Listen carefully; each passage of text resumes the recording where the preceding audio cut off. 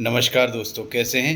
1927वें लेख में चौथे महीने के 19वें दिन शुक्रवार कामदा एकादशी की शुभकामना के साथ अभी सभी स्नेही जनों को अवधपुरी भेल भोपाल से जय श्री कृष्ण के साथ जय भवानी।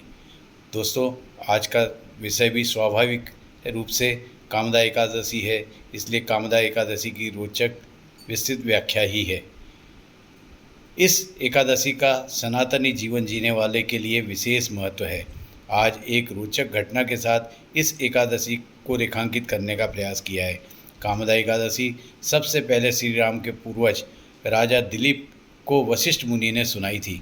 उसके बाद द्वापर युग में श्री कृष्ण ने यही कथा अर्जुन को सुनाई। बाद में पुराणों की अनंत यात्रा करते हुए धार्मिक कथा हम भक्तों तक पहुंची है। इस एकादशी से जुड़ी हुई एक रोचक कथा भी प्रचलित है। भगीरथ गांव में पुंडरीक नाम का राजा था। उसके राज में कई अप्सरा, गंधर्व और किन्नर रहते थे। यह कथा ललित और ललिता नाम के गंधर्व की है, जो गायन विद्या में निपुण थे। उनकी आपस में इतना प्यार था कि दोनों अलग होने की कल्पना से भी दुखी हो जाते थे। एक बार राजा पुंडरीक गंधर्व के साथ साथ सभा में थे। वहाँ ललित नाम का गंधर्व गाना गा रहा था, लेकिन उस समय उसकी प्रेमिका ललिता वहाँ नहीं थी। गाते हुए उसे उसकी अचानक याद आ गई। इस कारण उसके गाने में गड़बड़ी हो गई और मौजूद वहाँ नागलोक के राजा कंकोटक ने राजा पुंडरीक से ललित गंधर्व की शिकायत की। राजा ने गुस्से में ललित को श्राप दिया कि ललित गंधर्व नरभक्षी दैत्य बनकर अपने कर्मों का फल भोगने के लिए भटकते रहेगा। ललित गंधर्व उसी समय राजा के श्राप से एक भयंकर दैत्य का रूप में परिवर्तित हो गया।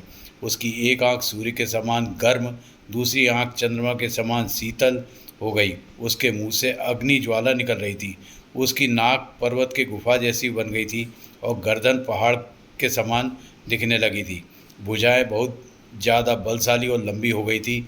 उसका शरीर कई किलोमीटर तक फैला हुआ था। इस तरह राक्षस बन जाने से वह अनेकों दुखों से पीड़ित हो गया था। अपने प्रेमी के दुख को देख ललिता दुखी हो गई और ललित के उद्धार और मुक्ति के लिए विचार करने लगी। प्रेमी के पीछे पीछे चलते हुए विंध्याचल पर्वत पर पहुंची। यहाँ उन्हें संगी मुनि आश्रम देखा। संगी मुनि के पास जाकर प्रार्थना करने लगी, मेरे प्रेमी गंधर्व को राक्षस योनि से मुक्ति के लिए कोई कारगर उपाय बताएं। संगी मुनि ने चैत्र महीने के शुक्ल पक्ष की एकादशी का व्रत करने की सलाह दी। उन्होंने बताया, इस एकादशी के व्रत से हर इंसान की मनोकामना पूर्ण हो जाती है। शास्त्र में इसी एकादशी को कामदा एकादशी के नाम से जाना जाता है। कामदा या कमला एकादशी की शुभकामना के साथ आप सभी स्नेही जनों को कहना है, संगी मुनि ने कहा, इस व्रत का पुण्य अपने प्रेमी को देते ही वह राक्षस योनि से मुक्त हो जाएगा। ललिता ने ऐसा ही किया। एकादशी का फल मिलते ही गंधर्व राक्षस योनि से मुक्त हो गया और ललिता के साथ दोबारा अपने दिव्य स्वरूप को धारण कर प्रेमिका ललिता के साथ रहने लगा। विष्णु भगवान से त्योहार की व्रत के साथ आज के दिन प्रार्थना है, हम सभी का जीवन खुशियों से भर दे। आप सभी स्नेही स्वस्थ रहें, अपने अपने पारिवारिक सदस्यों के साथ संग मस्त रहें। इसी मंगल कामना के साथ जय भवानी के उपरांत नमस्कार।